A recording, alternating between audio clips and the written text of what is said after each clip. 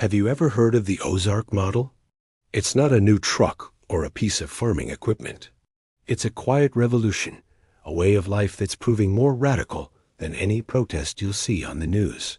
In the hills of the Ozarks, people are choosing to ignore the divisive games played by the media and politicians.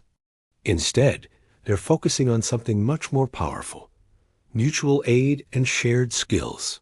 They're practicing what some call social sovereignty, and it might just be the blueprint for a real revolution. So, what does this look like in practice? Imagine a community where people stop arguing about headlines and start building things together. This is what we call weaponized unity. When a neighbor helps you rebuild a laptop or fix a leaky roof, the shouting on TV suddenly seems a lot less important. The elites lose their main source of leverage: division, because you can't manipulate a community that values practical help over manufactured outrage. They're building a world where human connection is the real currency. And it goes even deeper. By doing their own thing their own way, these communities are essentially making the establishment irrelevant. It's a strategy of opting out.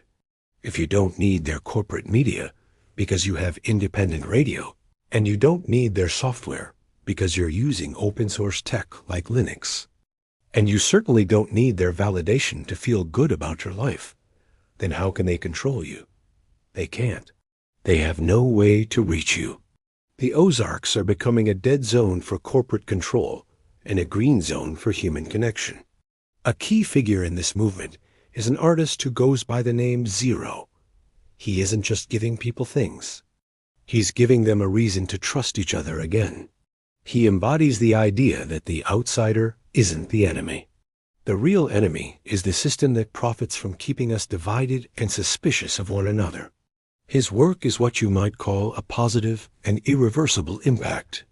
It's not just about survival skills or tech or keeping everyone fed and housed. It's about all of it woven together. The main thing people are working on is connection itself. This approach is what some might call the outlaw way. It asks a powerful question. Why beg for a seat at a table you didn't even build? Why not just build your own table? By going after the entire enchilada, Zero is leading what history would call a secession movement. He's not trying to fix a broken system. He's breaking away from it entirely to create a new one, a total work of art that includes everything from music and technology to animal rescue and community support. He's replacing authority with creativity. This mirrors historical movements like the Vienna Secession, where artists sought to replace political authority with creative collectives as the main organizing force in society. Zero isn't just making a song. He's building a world where originality and visionary art serve as the moral compass instead of corporate greed. It's about building a culture from the ground up, one based on shared values, not shared consumption. And the name Zero? It's incredibly symbolic. In math and philosophy, zero isn't just nothing.